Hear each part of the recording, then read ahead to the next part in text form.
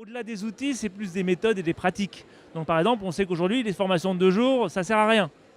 D'abord, ça perturbe le business, et puis en plus, les résultats à 1 mois sont lamentables. Les gens ont déjà oublié ce qui s'est passé. Les neurosciences nous disent c'est entre une demi-heure et une demi-journée.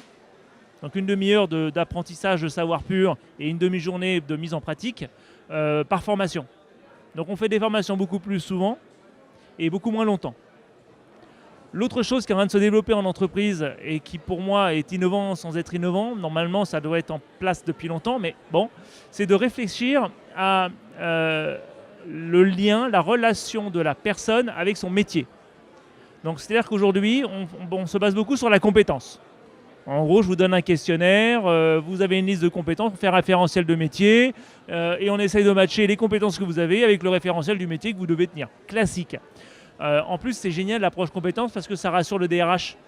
Parce qu'on voit ça a une évolution, on voit s'il a vu des bonnes notes, on met entre 0 et 7, voilà. C'est super pratique.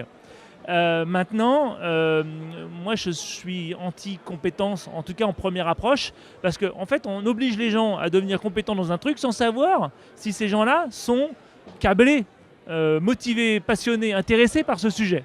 D'où le nouveau terme que j'essaie de mettre en avant, qui est le terme d'appétence, qui complète le terme de compétence. C'est-à-dire que là où une compétence va s'intéresser à votre savoir-faire, l'appétence va s'intéresser à votre aimer-faire.